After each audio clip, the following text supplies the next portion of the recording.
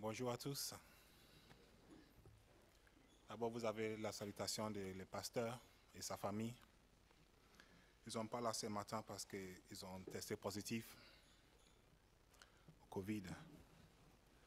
Et il va passer aussi à son vacances pour les prochaines 3 semaines. Mais par la grâce de Dieu, ils vont bien. Amen. Ce matin, je vous invite à regarder avec moi un texte dans le livre de Colossiens. Si vous avez vos Bibles.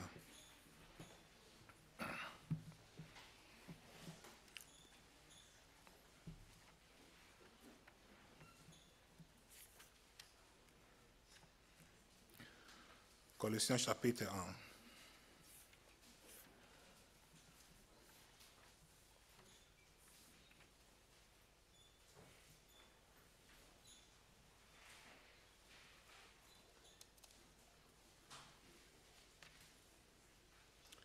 Je vais vous lire à partir du verset 4.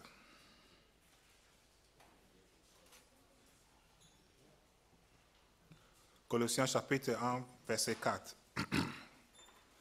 La parole de Dieu dit, « Ayant été informés de votre foi en Jésus-Christ et de votre charité vers tous les saints, à cause de l'expérience que vous a réservée dans les cieux, et que la parole de la vérité, la parole de l'Évangile vous a précédemment fait connaître.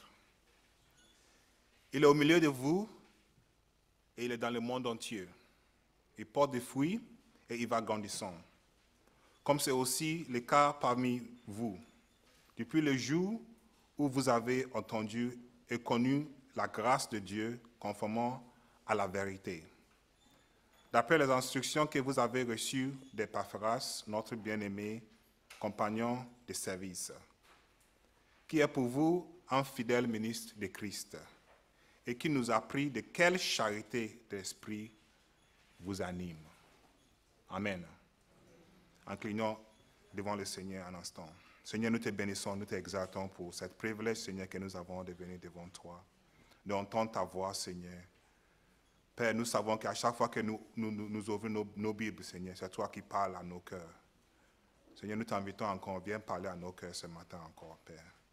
Viens nous bénir, Seigneur, avec ta puissance, Seigneur. Ta parole est vivante, Seigneur, ta parole est une vie, Seigneur. Oh, c'est la nourriture pour nos âmes encore ce matin. Viens, Seigneur, parler à nos cœurs. Viens parler à nous, Seigneur, individuellement, Père. Que ton nom soit béni. À toi toute la gloire, au nom de Jésus. Amen. Amen. Le livre de Colossiens, c'est un des livres que j'aime bien. Et comme si à chaque fois dans l'été, c'est le temps que je prêche souvent. Et donc, j'ai fait déjà 3 fois des prédications sur le livre de Colossiens. Peut-être c'est difficile à rappeler, mais si vous vous rappelez, j'ai fait les premières prédications sur le livre de Colossiens. On parlait de Paul. Si vous regardez le verset 1, il dit « de la part de Paul ». Et la première fois, on a regardé la vie de l'apôtre Paul. Après, on a parlé des autres versets. Donc, ça nous ramène aujourd'hui à verset 4 jusqu'à 8. Mais avant de commencer à regarder ce verset, j'aimerais que nous regardions un peu le contexte de ce livre Colossiens. Comme c'est écrit dans le verset 1, c'est écrit par Paul et c'est adressé à la ville de Colosse. La ville de Colosse se trouve dans la partie d'Asie, dans le temps de l'Empire romain. Et la partie d'Asie aujourd'hui, c'est ce qu'on appelle la Turquie, le turc. Donc, déjà, on voit que cette parole que nous lisons, ce n'est pas des faibles, ce n'est pas des contes, c'est des choses vraies, c'est des choses tangibles. C'est les gens vrais qu'ils ont lu, c'est des vies et c'est la parole qui est vivante. Amen. Donc, c'était écrit à la ville Colosse. Mais quelque chose est très important ici. Quand on lit le verset 4, chapitre 4, verset 16, si vous voulez regarder avec moi, si vous avez vos Bibles ouvertes, regardez chapitre 4, verset 16.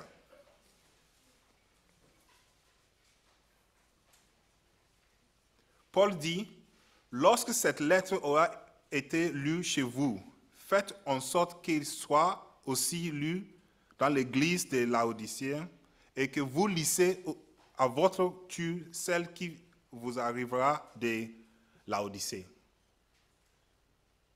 Donc, cette épître que Paul a écrit à Colosse, ce n'est pas seulement pour l'église de Colosse. Après que les Colossiens avaient lu, Paul dit, fais-le passer aussi à l'autre église. Et c'est nous aussi, si nous sommes une église, ça nous concerne aussi. Paul pouvait dire, après avoir lu, passe-le aussi à l'église de Thionville. N'est-ce pas? Si nous nous appelons à une église, mais nous avons le droit de lire ce livre aussi. Et surtout, Paul dit à tous les autres épîtres qu'il écrit. En fait, à l'époque, quand c'était écrit Colossiens ou Éphésiens, ce n'était pas seulement pour l'église d'Éphésiens. Mais après avoir lu, il les passe. Parce qu'il n'y a rien qui est seulement pour... Aujourd'hui, il y a des gens qui font des débats et ils disent, mais si l'église était à Colosse, ça veut dire que c'est juste pour l'église de Colosse. Ce qui est écrit dedans, c'est juste pour les gens de Colosse. Quand il y a des instructions que le monde n'aime pas aujourd'hui dans la Bible, il dit non, ce n'est pas pour nous, c'est pour eux. Est-ce que c'est vrai ça? Non, le chapitre 4, 16, chapitre 4 nous montre vraiment que tout ce qui est écrit, c'est pour nous tous. Amen. Et puis, cet livre, comme dans l'histoire, c'était, si vous voulez, c'était écrit dans l'année 60 à 62, après Jésus-Christ, alors que Paul était en Rome comme un prisonnier. C'est un des livres que nous appelons les épîtres des prisons, parce que Paul les a écrits quand il était en prison. Et quand nous lisons tous cet épître, cet chapitre en entier, nous voyons comment c'est étonnant dans le sens que le monsieur était en prison, mais il arrivera à écrire des choses merveilleuses. Amen. Et il n'était pas en prison dans un palais. Quand on voit un peu l'histoire, il avait les chaînes entre eux et un soldat toujours à côté de lui. Donc ce n'était pas une prison de joie. C'était une vraie prison. Amen. Mais il avait ce cœur. Il aimait Dieu aussi autant qu'il avait cet amour de se réjouir, même dans son cellule. Amen. Cette église de Colosse, ce n'était pas fondé par Paul. Paul n'était jamais à Colosse. En fait, c'est quelqu'un qui a entendu prêcher la parole par Paul en Éphèse, la ville d'Éphèse. Et Éphèse, c'est 250 kilomètres de Colosse. Cet monsieur qui s'appelle Epaphras, on va voir son nom aussi dans les livres des Colossiens. Il a entendu la parole, il est rentré chez lui à Colosse et il a partagé ce qu'il a entendu seulement. Et une église était formée. Voilà la puissance de la parole de Dieu. Amen. Donc, ça nous dit quelque chose à nous aussi. Il faut juste s'aimer. Il faut juste distribuer. Ce qu'on entend, il faut juste redire aux gens et laisser le reste pour Dieu même à faire son travail. Amen. Alors, pourquoi Paul a écrit ce livre? Parce que les fidèles à Colosse ont vraiment donné leur vie à Jésus. Ils ont accepté la parole. Ils étaient les vrais chrétiens. Ils ont bien commencé. Mais à partir de certains temps, les gens ont commencé à venir prêcher des paroles différentes qu'ils ont entendues au début. Cela a vraiment touché Epaphras. Il était vraiment perturbé par cette situation qu'il était obligé d'aller jusqu'à Rome, expliquer cette condition à Paul, pour que Paul aussi pouvait nous donner cette parole que nous avons devant nous aujourd'hui. Amen. Dans ce livre, la première partie du chapitre 1, versets 1 à 14, Paul parle des affaires personnelles. Chapitre 1, verset 1 à 14. Le chapitre 1, verset 1 et 2, c'est juste la salutation de Paul. Le verset 3 à 8, c'est le remerciement de Paul. Verset 3 à 8. Et c'est les versets qui sont devant nous ce matin. Les remerciements de Paul. Pourquoi Paul remercie? Et qui? Paul remercie Dieu pour cet caractère qu'il a été informé de la part des gens de Colosse. Paul a entendu, parce que si tu viens, tu me dis, il y a une église à Thionville. On peut poser la question, dis-moi un peu, comment est l'église à Thionville? Donc, parfois, ça a pris le temps et il a expliqué comment les gens sont à Colosse. Et quand Paul a entendu tout ça, il commence à bénir Dieu. Il commence à remercier le Seigneur. Amen. Et c'est le texte qui est devant nous, c'est le texte qu'on vient de lire ce matin. Et on peut poser la question, pourquoi Paul a remercié le Seigneur? Pour quelle chose? C'est ça qu'on va voir ce matin. La raison pour laquelle Paul a remercié Dieu pour l'église de Colosse. Vous savez, Paul même a dit dans le livre de Philippiens, chapitre 4, verset 8, il dit, au reste, frères, tout ce qui est vrai, tout ce qui est honorable, tout ce qui est juste, tout ce qui est pur, tout ce qui est amiable, tout ce qui mérite l'approbation, tout ce qui est vertu et digne de louange, soit objet de vos pensées. Donc, si Paul a pris le temps pour remercier Dieu pour l'église de Colosse, peut-être il y a certaines choses, certains caractères que nous pouvons aussi voir et imiter. Parce que tout ce qui est vrai, tout ce qui est juste, que ces choses soient nos pensées aussi. Amen.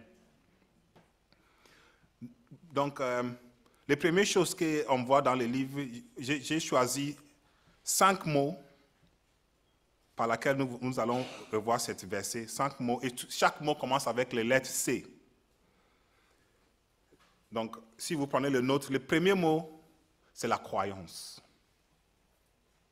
La croyance. Le verset 4 commence, « Depuis que nous avons entendu parler de votre foi en Jésus. » La foi. Donc, la première chose pour laquelle Paul remercie Dieu, c'est pour la foi de l'église de Colosse. C'est la première et une évidence inévitable de tous les chrétiens, la foi. Partout, leur attitude et leur caractère placent leur foi dans la nouvelle et la vie offerte par Jésus-Christ. Les premières choses qui nous différencient de ce monde, c'est la foi que nous avons en Jésus. Amen. Et dès que quelqu'un déclare avec sa bouche que Jésus est Seigneur et qu'il accepte comme Dieu de sa vie, le Seigneur de sa vie, c'est la première marche vers Dieu. Amen. Donc c'est la foi, c'est la croyance, la foi en Christ, c'est la première évidence de notre vie avec Dieu. Aucun mot n'est aussi près du centre de la croyance de Paul que le mot foi. Paul utilise ce mot plusieurs fois dans ses épîtres. La foi est toujours la foi en une personne et non l'acceptation des intellectuels. La foi, ce n'est pas en une parole, mais c'est la foi, c'est toujours en quelqu'un, en une personne. Parce que Paul parle de la foi en Jésus et parle de la foi en Dieu. Et Paul utilise l'expression 4 façons. Croire en Dieu, croire en Jésus, croire aux promesses de Dieu et croire aux promesses de Jésus. Ces 4 choses sont importantes pour nous en tant que chrétiens. Amen. Regardons un peu, parce que s'il dit croire aux promesses de Dieu, qu'est-ce que ça veut dire, les promesses de Dieu? Si nous regardons dans le livre de Josué, chapitre 1, verset 8, on voit une des promesses centrales de Dieu. Josué, chapitre 1, verset 8. « Que ce livre de la loi s'éloigne point de ta bouche. » Et il continue, il dit, « Méditez-le jour et pour agir fidèlement selon tout ce qui est écrit. » Et puis voilà la promesse. « Car c'est alors que tu auras du succès de toute ton entreprise. Et c'est alors que tu réussiras. Ça, c'est la parole de Dieu. Ça, c'est la promesse de Dieu. Amen. Crois en la promesse de Dieu. Dieu, il a promis. Et ces promesses viennent avec quelque chose. Une petite condition. Que ce livre n'éloigne jamais de ta bouche. Il faut prendre du temps à étudier la parole de Dieu et la mettre en pratique. Et c'est là que tu commenceras à voir la puissance de Dieu Tout-Puissant. Amen. Paul associé à tous ceux qui ont la foi en Dieu et l'œuvre de Jésus-Christ sur la croix. Cette mot, la foi, est utilisé 6 fois. Dans Romains chapitre 1, verset 8, il dit « Je rends d'abord grâce à Dieu par Jésus-Christ au sujet de vous tous, de ce que votre foi est renommée dans le monde entier. » La foi. Le mot grec, c'est pistes. Ça veut dire croire, croyance, confiance, fidélité, fidèle. Être fidèle à Dieu. Avoir la foi, c'est être fidèle à Dieu. Peu importe la condition, ton cœur est toujours attaché à la personne de Dieu. Amen. Il dit encore, maintenant les promesses de Jésus. Vous savez bien cette promesse que Jésus a faite à ses disciples, verset Matthieu chapitre 28, quand il dit « Allez partout au monde ». Et quelle est la promesse à la fin? « Je serai toujours avec vous. » Jusqu'à où? Jusqu'à la fin du monde. Ça, c'est une promesse que nous pouvons saisir. Parce que nous savons que Jésus est toujours avec nous. Parfois, ce n'est pas évident. Parfois, c'est plus évident. Mais lui, il garde sa promesse. Et si nous sommes infidèles, lui, il reste fidèle. Amen. Donc, avoir la foi, c'est de croyants en promesse. Et une des promesses pour laquelle nous sommes aussi dans l'Église aujourd'hui, c'est la promesse de la vie éternelle. Amen. C'est la promesse que Jésus a fait qu'un jour vous serez avec moi. Et si cette promesse n'était pas donnée, mais on sera tous misérables dans ce monde de douleur. Mais nous savons qu'un jour, tout va changer. Parfois, quand on s'assoit pour penser à ces choses, ça devient superflu dans nos têtes. Et non, parfois, moi, je me dis, mais si on va passer l'éternité, alors comment ça va devenir alors? Ça sera plus intéressant après l'éternité. N'est-ce pas? Mais on ne peut pas savoir la pensée de Dieu. Amen. Il faut juste croire en sa parole.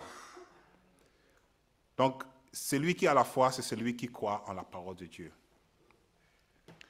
En quoi nous croyons? Nous croyons, comme il dit, à la parole et la prédication ne soient pas sur les discours persuasifs de la sagesse, mais sur les démonstrations de l'esprit de puissance. Paul dit, afin que votre foi fût fondée non sur la sagesse des hommes, mais sur la puissance de Dieu. C'est ça que Paul a dit à l'église des Corinthiens. Corinthiens chapitre 1, verset... 1 Corinthiens chapitre 2, verset 5. Verset 5, il dit, afin que votre foi fût fondée non sur la sagesse des hommes, mais sur la puissance de Dieu. La vraie foi, la foi qui sauve, c'est basé sur la puissance de Dieu. La foi qui sauve, c'est jamais basé sur mes efforts. La foi qui sauve, c'est jamais basé sur mon église, sur mon pays, sur ma connaissance. La vraie foi me dit qu'en fait, moi, je suis rien et je ne peux rien faire pour moi-même. La vraie foi me dit, Dieu, il est tout puissant et il peut tout faire. Amen. Les hommes, quand les hommes disent c'est fini, c'est la fin, on ne peut rien faire pour toi, c'est là que Dieu commence à agir. Ça, c'est la foi que nous avons en notre Seigneur. Amen. Donc, nous croyons en la puissance de Dieu. Nous croyons que Jésus est le Fils de Dieu qui, prenant la forme de l'homme, n'a pas perdu son divinité. Il était donc pleinement homme et pleinement Dieu. Il est venu vivre et mourant sans péché, en payant le prix des péchés de toute l'humanité. Rien d'autre que la foi en lui seul assure la justification devant Dieu le Père. Ces choses, quand nous disons devant les autres religions, ça nous rend un peu orgueilleux en disant que ce n'est pas Jésus seul que l'homme peut voir Dieu. Mais ce n'est pas nous qui le disons, c'est Jésus même qui l'a dit. C'est la parole de Dieu. Amen. Donc nous soyons libres à acclamer, parce que ce n'est pas nous qui le dit, c'est la parole de Dieu qui le dit. Il dit et encore, en effet, Jésus est le chemin, la vérité et la vie. Et puis ça continue. Nul ne vient au Père que lui seul. Lui seul. En Hébreux, chapitre 11, quand on parle de la foi, il dit, « Or, la foi est une ferme assurance des choses qu'on espère. » Vous savez, rien n'est si difficile dans ce monde, c'est quand on n'a pas l'espérance. On peut avoir tout, mais si on dit qu'on n'a rien à espérer encore dans nos vies, c'est la fin. Parfois, on se posait la question, pourquoi les gens riches peuvent se suicider? Pourquoi quelqu'un qui est si riche peut prendre un pistolet et mettre une balle dans sa tête? Parce qu'ils voient une situation devant eux et ils ne voient pas les solutions. Mais gloire à Dieu, nous avons une espérance. Nous avons une espérance. Et quand on continue à lire, parfois on peut dire, oui, mais j'ai cette espérance, mais je ne le vois pas dans ma vie. Je ne l'ai pas vu dans la vie de mon père quand il était malade. Mais oui, parce que même dans le livre ici, la parole nous dit, il y a certains qui ont vu de loin. Ce n'est pas tout le monde qui a vu l'espérance qu'ils attendaient. Mais ils ont vécu en savant que c'est lui qui a promis. Il va agir. Amen. Parce que parfois on se dit, oui, mais tu es chrétien, regarde ta vie. Qu'est-ce que ça change? Qu'est-ce que ça change? Ça change parce que j'ai une vie nouvelle en Jésus-Christ. Ça ne dit pas que je serai riche, je ne serai jamais malade. Ça ne dit pas que je serai toujours en forme. Ça ne dit pas que je serai comme un sang qui marche dans l'air, non. On restera toujours sur terre.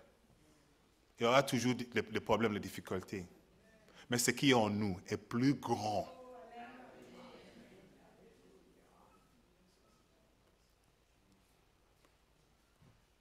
Tu vois quelqu'un qui est malade, on te dit, madame, tu as un cancer des nouveaux, je ne sais pas combien, 5, 10, 11. Et il s'est dit, ouais, gloire à Dieu. C'est lui qui a donné, c'est lui qui a pris. Béni soit son nom. On te dit, mais madame, tu es fou. Il te reste qu'un mois à vivre. Un mois, c'est trop long, mon frère. Ceux qui attendent Dieu, aujourd'hui même, c'est mieux pour eux. Amen. Parce que c'est l'expérience que nous avons dans nos cœurs. C'est l'expérience d'une vie plus grande qu'aujourd'hui. Mais qu'est-ce qu'on attend avec la guerre et tous les problèmes qui passent au monde? Ceux qui s'accrochent seulement sur cette terre, ces choses matérielles, ils sont si accrochés, ils ne veulent pas laisser. Ils n'ont pas l'espérance. Qu'est-ce qu'ils espèrent? On espère en quoi? Je vais avoir ce travail. Je vais tout faire pour l'avoir. Par la grâce de Dieu, parfois on a. Dieu nous donne. Ce travail que tu peux faire des 14 ans des études pour l'avoir. Tu peux l'avoir. On te donne tous les noms, tous les... Et puis tu te dis, mais je l'ai eu, mais j'ai encore cette soif dans mon cœur. J'ai encore cette trou qui est dans mon cœur. Oui, mais parce que tu n'as pas cette espérance. Que Dieu seul qui peut te donner cette vie, cette paix, cet amour, cette grâce, cette force de se lever un matin et dire, gloire à Dieu. J'ai rien à manger aujourd'hui, mais gloire à Dieu. C'est pas normal ça. Mais ça, c'est Dieu qui est en train d'agir. Amen. Donc ça commence avec la foi. Le deuxième mot, c'est la charité. Deuxième C, La charité. J'aime bien ce mot charité. Et je vais l'utiliser un jour. La charité. L'amour. Amen. Paul dit, pour l'amour que vous avez pour les saints. En anglais, on dit, charity begins at home. La charité commence à la maison. Si vous dites que vous aimez bien Dieu, votre amour doit se commencer dans l'église même, entre les frères et sœurs. Amen. Et ça doit être un caractère de tous les chrétiens du monde. C'est pour ça que c'est beau d'être chrétien. J'étais en Chine pour des années. Dès que je rencontre quelqu'un qui est chrétien, la relation est complètement différente. Quand on se croise et on se dit qu'on est chrétien, ça change tout. On ne parle pas la même langue, on ne se comprend pas, on dit mais on a cet amour qu'on ne peut pas exprimer. Et Paul dit, cet amour qui est en vous, c'est dans le monde entier. Ça commence avec l'amour. Celui qui a la foi en Dieu, il a cet amour qui est énorme, incompréhensible. On ne peut pas l'expliquer en fait. Et même si parfois ça nous manque à exprimer, c'est un démarche qu'on fait avec le Seigneur. Petit à petit, on va grandir dans cet amour. Il faut le chercher, il faut le penser, il faut travailler dessus. Pour certains, c'est un caractère, c'est normal. Ils ont des caractères d'amour. Mais pour les autres, peut-être comme moi, c'est difficile à la faire. Mais il faut travailler dessus. Il faut le chercher. Parce que c'est une des choses que Paul remercie Dieu pour l'Église. Il dit, pour l'amour que vous avez pour les saints, l'amour que vous avez pour l'Église, pour les frères et sœurs, peu importe où. Donc, à Colosse, Timothée peut arriver aujourd'hui, il dit, je suis un chrétien. Ah, t'es chrétien, viens ici. On t'accueille. On te donne tout ce que tu as besoin. Et on te met sur ton chemin et tu peux continuer. Gloire à Dieu pour l'Église. Amen. Je vous dis une petite histoire quand je suis arrivé à Hong Kong. Vous savez, je suis arrivé à Hong Kong, j'avais un peu d'argent. Donc, j'ai commencé à vivre bien. Hong Kong, c'était un des villes de rêve. Je ne sais pas si c'est loin, mais ceux qui ont visité Hong Kong, c'est énorme, c'est merveilleux. C'est juste une petite ville comme ça. Mais c'est beau et c'est riche là-bas. J'ai commencé à vivre tranquille avec l'argent que j'avais dans la poche. Petit hôtel, on mange différent chaque jour. Et à Hong Kong, comment on dit, les restos, c'est plutôt en Inde. C'est les Indiens qui font les restos là-bas. Donc, c'est la nourriture.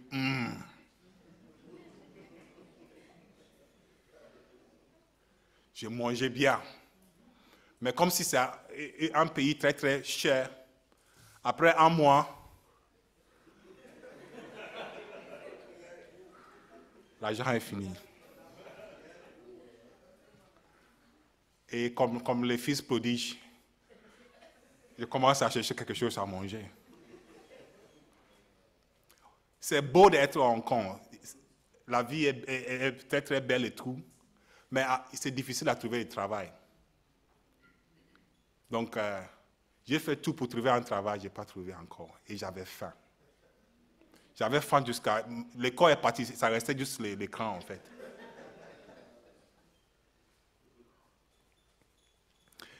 Et un jour, on a parlé avec un des frères et sœurs, quelqu'un à Hong Kong, une fille hongkonaise qui nous a dit, il y a dans ce bâtiment, en quel étage, les gens là-bas, ils sont chrétiens.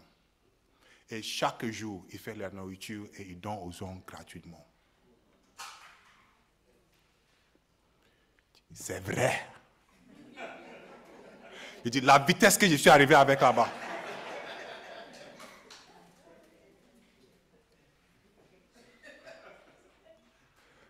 Je n'ai jamais avoir faim dans ma vie comme les jours que j'ai passés à Hong Kong. Et quand je suis arrivé, tu tapes sur la porte, on ouvre la porte, j'ai dit, c'est une salle, grande salle ouverte. On dit, on te demande rien, pas de questions, c'est quoi ton nom, tu viens de où? Non, non, non, non, non. Rentrez mon frère, rentrez. Tu rentres, on te place quelque chose et directement, des plats devant toi, bam, tu dis, waouh Seigneur, tu es bon. C'est la première fois que j'ai mangé avec mes deux mains comme ça. J'avais faim.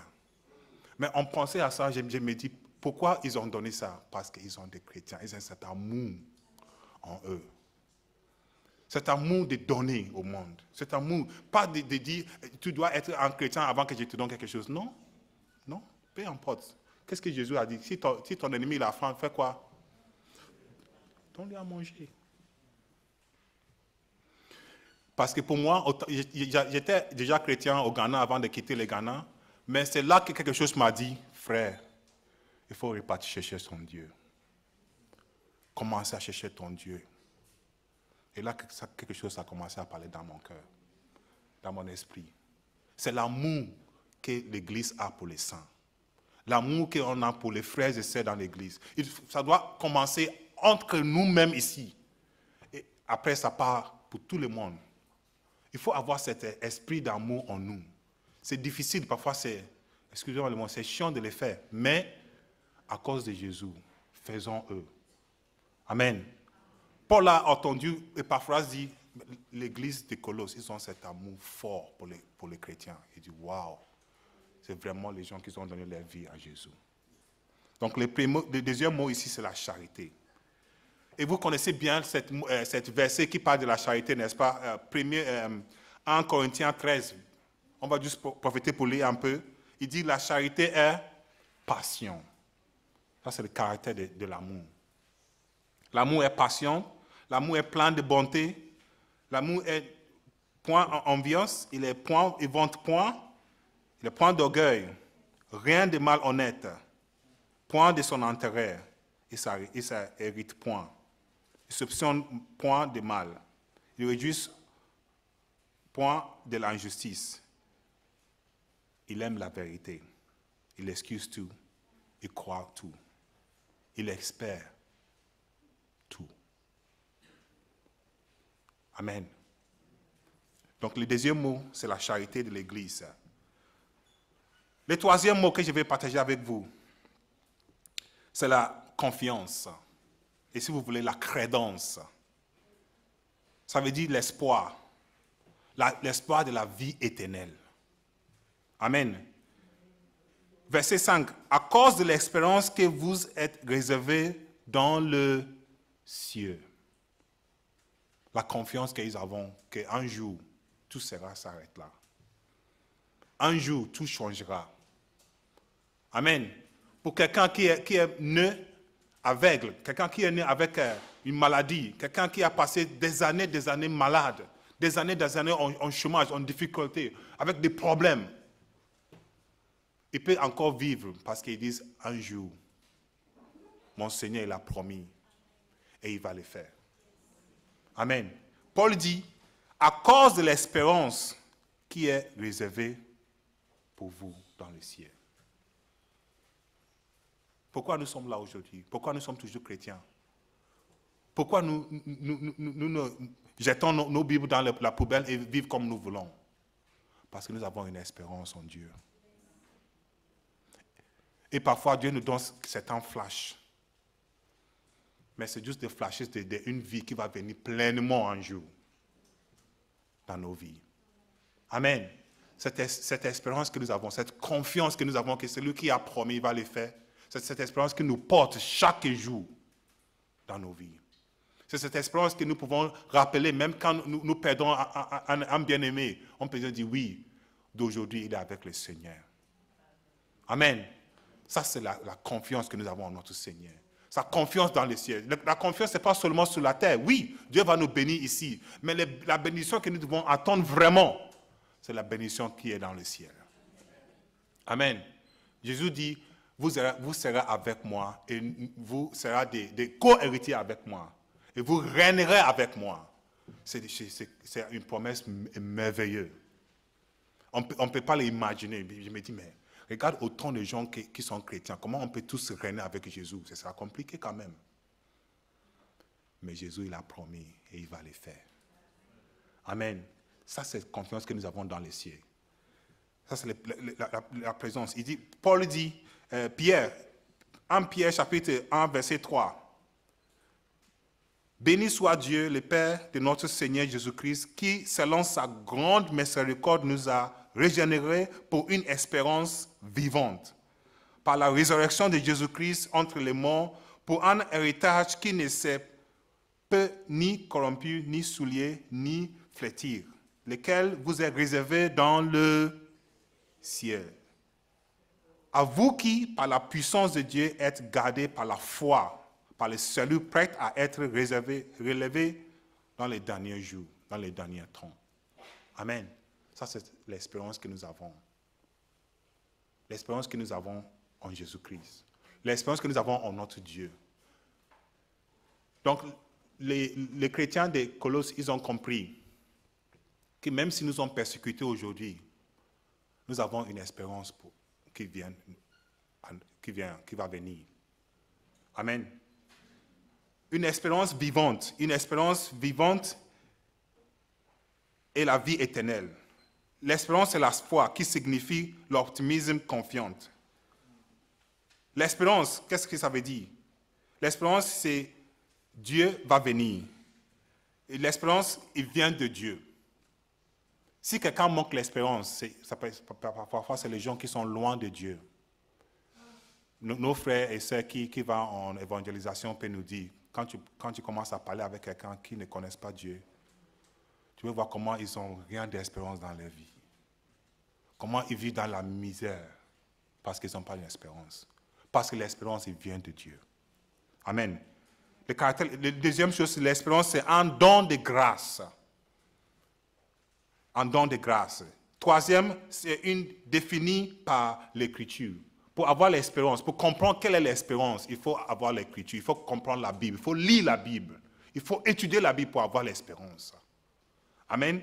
L'espérance est une réalité raisonnable. L'espérance que nous avons, ce n'est pas quelque chose de fou dans la tête, non. C'est basé sur les promesses solides, sur des choses que nous pouvons toucher, sur les choses que nous avons vécues, nous avons expérimentées dans nos vies. Amen. Ça, c'est l'espérance que nous avons. L'espérance est une assurance par la résurrection de Jésus-Christ. Amen. Et il est confirmé dans les chrétiens par le Saint-Esprit. Parce que parfois, tu vas passer toute la journée en expliquant à quelqu'un qu'il y a encore des espérances dans le monde. Ils vont dire, mon frère, laisse tomber, je ne comprends rien de ce que tu me dis. Parce que ça ne vient pas de nos compréhensions, ça ne vient pas de l'intellectuel. Ce n'est pas un doctoral ou un médecin ou un avocat pour comprendre. Non, c'est l'Esprit qui nous donne cette espérance. Amen. Il dit encore, l'espérance défend les chrétiens contre les attaques de Satan. Parce que vous savez, autant que chrétiens, on a toujours des choses qui viennent dans la tête. Il y a toujours des situations qu'on voit devant nous et on se dit, mais est-ce que tu es vraiment chrétien? Est-ce que Dieu t'aime bien? Est-ce que tu sais? Est-ce que peut-être tu n'as pas fait ça, tu dois faire ça? Beaucoup de questions. Et c'est l'ennemi qui nous fait penser à ça. L'espérance que nous avons, ça nous dit que même si je suis un pécheur, Dieu il m'a aimé même avant. Amen. C'est Dieu qui est venu me chercher. Ce n'est pas moi qui l'ai cherché. Si c'est moi qui ai cherché Dieu, un jour je peux dire, je suis fatigué mon frère, je vais partir. Mais c'est Dieu qui t'a saisi comme ça et il t'a retiré. Et Jésus, il dit, tout ce que le Père me donne, je le garde. Et personne ne peut le prendre de ma main. Ça, c'est l'espérance que nous avons. Amen. Ça, c'est l'espérance que nous avons. Certains ne peuvent pas nous dire ce qui est contraire à la parole de Dieu. Même si la difficulté est là, on dit, c'est Dieu qui a fait. Si Dieu le permet, ça ne peut jamais se passer dans nos vies. Amen. Si Dieu ne le permet pas, jamais ça peut passer dans nos vies.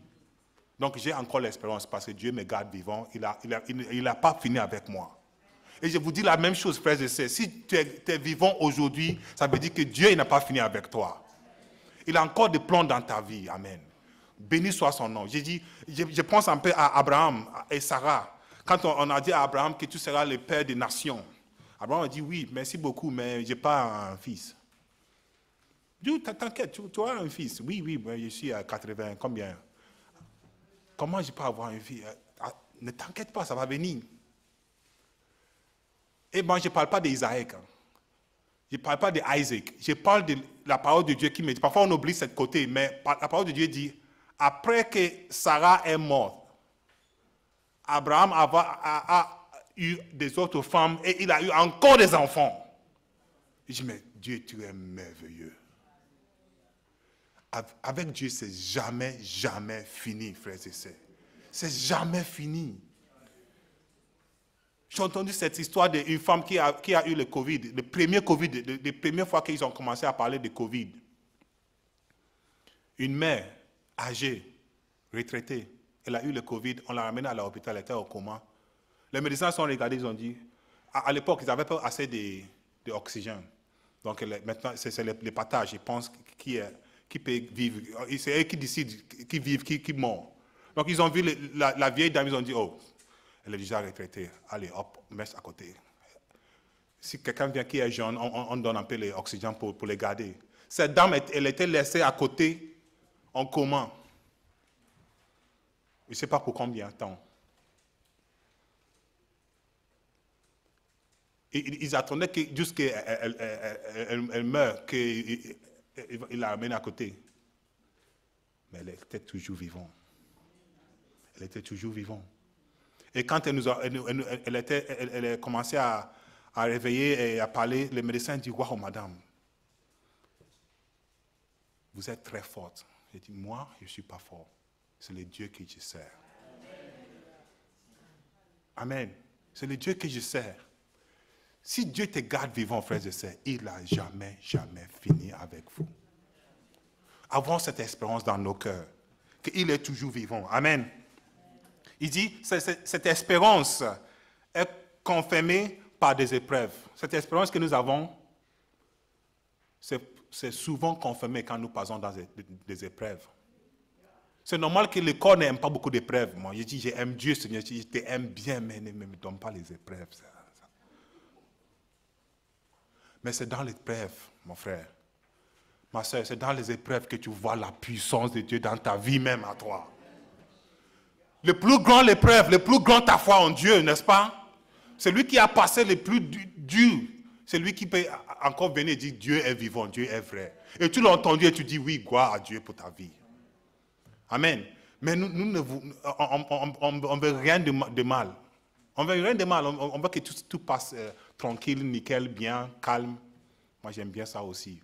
Mais c'est lui qui a passé les plus grandes épreuves. C'est celui qui peut dire que Dieu, il est vivant encore. Amen. Vous savez, c'est normal. C'est le temps des épreuves que nous approchons à Dieu, n'est-ce pas? N'est-ce pas? Quand je gagne le loto de 1 million, si un jour, je vous dis d'abord, si un jour je gagne le loto 1 million, ne me cherche pas ici, je suis dans mon village au Ghana.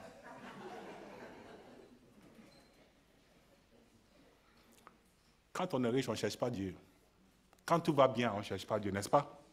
Mais quand ça va mal, on est toujours là. C'est nous les premiers au devant qui prions le nom du Seigneur. Amen. C'est dans l'épreuve qu'on a cette espérance aussi. Que Dieu nous montre qu'il est encore vivant. Les dernières choses que, ici, il s'accomplit dans le retour de Jésus. L'espérance que nous avons, ça va s'accomplir dans le retour de Jésus. Amen. Le quatrième mot j'ai pour vous, c'est Christ. Verset 5 encore. Lisons le verset 5, 1 Colossiens, chapitre 1, verset 5. Et que la parole de la vérité, la parole de l'évangile vous a été fait connaître. La parole de la vérité, la parole de l'évangile. La parole, c'est quoi? C'est la vie de Jésus. Amen. Mon quatrième mot, c'est Christ.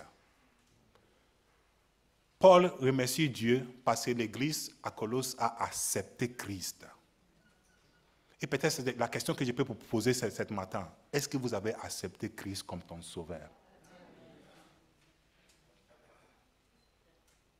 Parce que tout ce que nous parlons, tout ce que nous disons, ça ne vaut rien s'il n'y a pas Christ dans ta vie. Ça ne vaut rien si vous ne prenez pas ta croix chaque matin et suivez le Christ. C'est ceux qui acceptent Christ comme leur sauveur. C'est ceux qui peuvent voir la grandeur, la puissance, l'amour, l'espérance et toute la bénédiction de Dieu dans la vie. C'est Christ qui le fait. Amen. Parce qu'il a dit, personne ne peut venir à Dieu, sauf par moi. Amen. L'évangile, quand Paul dit l'évangile, c'est la bonne nouvelle. Tout ça, c'est basé sur Christ. Et je vous invite ce matin. si on a encore le doute, de laisser tout tomber et voir ce que Christ peut faire dans nos vies. Amen. La différence, c'est Christ en toi. Comme on lit dans l'Ancien Testament, Paul dit, Jésus en vous l'espérance de la vie. Amen.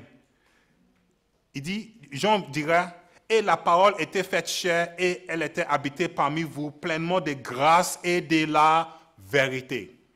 La parole de vérité, c'est qui? C'est Christ en fait. Tout ce que Christ a dit, c'est la vérité. Si on regarde vraiment la vie de Christ, on voit la vérité, on voit la puissance de Dieu. Amen. Et ceux qui suivent Christ, ils suivent Dieu dans la puissance. Donc, Jean dit encore dans le chapitre 1, verset 17, « Car la loi était donnée par Moïse, mais la grâce et la vérité sont venues par Jésus-Christ. » Amen. La vérité est enracinée dans Dieu l'Éternel, qui est tout-puissant et immuable. Il ne peut pas changer. La vérité est bien plus que les faits. La vérité est bien plus que des effets. Ce n'est pas seulement quelque chose sur quoi nous agissons, c'est la vérité qui agit en nous. Amen. Nous ne pouvons pas changer la vérité, mais la vérité peut nous changer. Ça, c'est Jésus. Est-ce que quelqu'un peut changer Jésus? Non. Mais quand Jésus vient dans la vie de quelqu'un, on va voir une différence. Ah oui.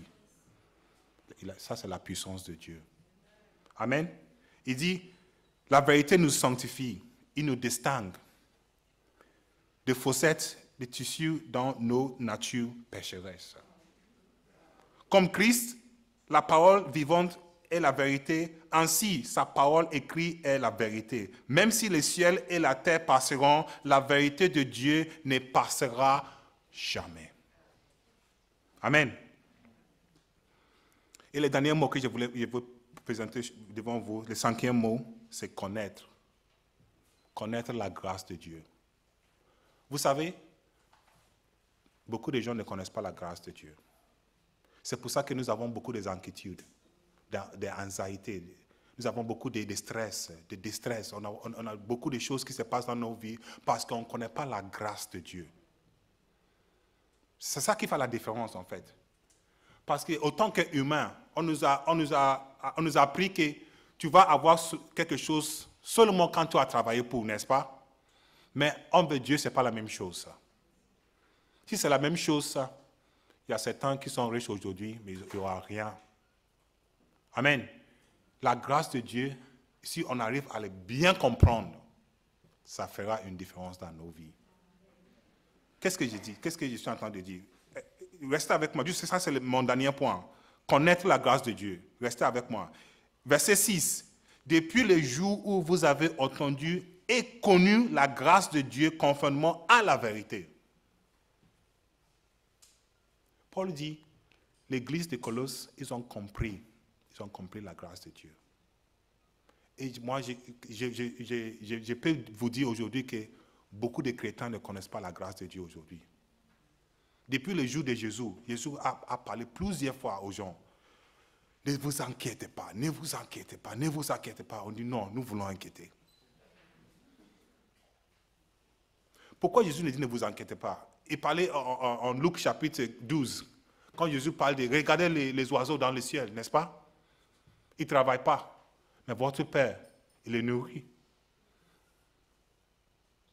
C'est ça la base de la grâce de Dieu. Parce que l'être homme est plus grand, plus important pour Dieu que les oiseaux, n'est-ce pas? Il dit, regardez les fleurs, toutes beaux le matin, mais le soir, ils en manquent. Mais vous êtes plus important. Vous avez l'image de Dieu en vous. Amen. Les êtres humains sont prioritaires à Dieu que des animaux. Mais nous, on n'a pas compris ça encore. On ne comprend pas la grâce de Dieu. Amen. En Luc chapitre 24, il dit, « Et concernant par Moïse et les prophètes, il leur expliqua dans toutes les Écritures ce qui les concernait. La grâce de Dieu, c'est parce que depuis la création, Dieu a tout fait pour bénir les hommes. Depuis la création. Dieu a créé tout ce monde, quand on regarde dans le livre de Genèse. Et après avoir créé toute cette beauté, toute cette grandeur, qu'est-ce qu'il a fait? Il a créé l'homme pour profiter de sa création. Et même quand l'homme a refusé d'obéir à la parole de Dieu, qu'est-ce que Dieu a fait? Il a accepté encore. Il a fait des vêtements avec les peaux des animaux pour lui. Même là, il a promis encore que même si l'ennemi va te faire mal, ton postérité écrasera sa tête. Déjà, même là, Dieu nous dit que moi, même si vous avez péché, je suis toujours avec vous. Et je cherche toujours à vous bénir. Je cherche toujours à monter mon grandeur parmi vous. Vous savez, une petite fille a posé la question à un théologien. Pourquoi, si Dieu est si bien, pourquoi il a accepté, il a fait passer le péché au monde? Pourquoi le péché est rentré au monde si Dieu est si puissant? Parce que tu dis, Fred, tu es là, tu cries. Si ton Dieu là, il est si bon, pourquoi le péché est au monde aujourd'hui? Mais la réponse est simple. Dieu a permis le péché pour monter sa grâce. Parfois on ne comprend pas, on dit, mais ça ne me dit rien, je ne comprends pas, qu'est-ce que tu m'entends dire? Oui. S'il n'y avait pas le péché dans le monde, on ne voit pas la grâce de Dieu dans le monde aujourd'hui. Amen. Il faut étudier pour comprendre la grâce de Dieu. Dieu nous aime autant qu'il cherche toujours à nous bénir. Il cherche toujours à venir jusqu'à nous. Que Jésus peut laisser sa grandeur dans le ciel et venir jusqu'à la terre pour donner sa vie. Ça, c'est la grâce de Dieu.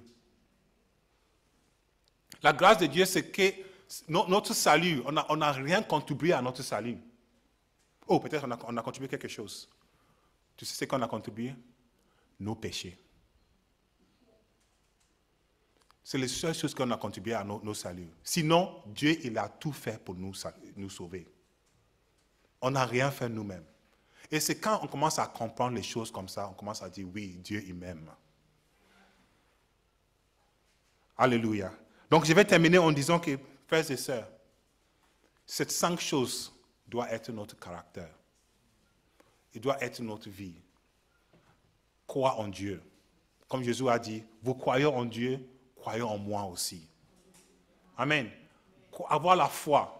Peu importe la condition, peu importe la difficulté, gardez cette foi dans le cœur que mon Père que je sers, il va faire quelque chose de différent.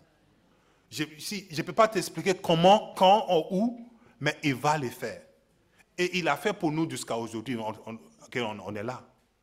Amen. Et les choses qui traînent encore, Dieu il sait, lui seul il sait pourquoi. Faisons confiance en lui. Amen. Croire en Dieu, avoir cet amour qui commence avec Dieu et qui va envers les hommes aussi. Et aussi avoir cette confiance, cette crédence que celui qui a promis, il va le faire. Accepte Christ comme ton sauveur. Parce que sans lui, le monde est que de la misère. Et la dernière chose, connaître la grâce de Dieu. Que Dieu nous aide. Que Dieu nous bénisse. Qu'un jour, quelqu'un peut parler aussi de nous comme Paul parle de cette église de Colosse. Je remercie Dieu pour ta vie, mon frère, ma soeur. Je remercie Dieu pour ce qu'il a fait avec toi. Je remercie Dieu que toi aussi, tu es un exemple de la puissance de Dieu sur la terre. Que Dieu nous aide, qu'on soit un témoignage pour son nom. Que Dieu nous aide, qu'un jour, on peut aussi dire à quelqu'un, moi aussi, je suis un enfant de Dieu. Amen. Prions le Seigneur. Père, merci pour ta parole. Merci, Seigneur, pour cette parole qui nous encourage encore ce matin. Seigneur, nous voulons être comme l'église de Colosse, Seigneur. Nous voulons qu'un jour, Seigneur, nos frères et sœurs vont voir notre vie et vont te remercier pour ce que tu as fait pour nous. Père, aide-nous, Seigneur, dans la difficulté, Seigneur, dans l'incompréhension, Seigneur. Même là où on ne peut pas comprendre, Seigneur, aide-nous, Seigneur, à garder cette foi en toi, Seigneur. Parce que c'est toi seul, Seigneur, qui a le pouvoir de changer. Rien n'est impossible à toi, Père. Et aide-nous à fixer les yeux sur toi, Seigneur. Parce que nous savons que de toi, notre salut viendra. Amen. Père, sois loué, sois béni. J'ai prié pour mes frères et sœurs, Seigneur, ici aujourd'hui présents, Seigneur. Toi, tu connais leur cœur, Seigneur. Tu connais leurs besoins, Seigneur, les plus profonds, Seigneur. Les choses qu'ils ne peuvent même pas dire, Seigneur. Mais toi, tu les connais, Père. Manifeste ta grâce encore dans leur vie, Seigneur. Manifeste encore ta grâce dans leur famille, Seigneur. Dans leur lieu de travail, dans les corps, Seigneur. Là où il y a la maladie, Seigneur, nous te prions au nom de Jésus, Seigneur. Oh, touche, Seigneur. Oh, Père, pose tes mains. Oh, comme tu l'as fait, Seigneur, des années passées, Seigneur. Fais-le encore pour ta gloire, Seigneur. Fais-le encore pour ton nom, Dieu Tout-Puissant. Oh, Père, nous t'acclamons, Seigneur, ta grâce dans nos vies, Seigneur. Oh, Seigneur, là où il y a le doute, Seigneur, là où l'ennemi, Seigneur, place des choses dans nos cœurs, là où le monde nous attire, Seigneur, là où il y a le péché, Père éternel. Oh, Seigneur, fais couler le sang de Jésus, Père. Alléluia, Père. Sois béni, Seigneur. Sois élevé, Père. Que ton nom soit béni, Père. Merci pour ta parole. Au nom de Jésus, nous avons prié. Amen. Merci, Seigneur. Gloire à Dieu.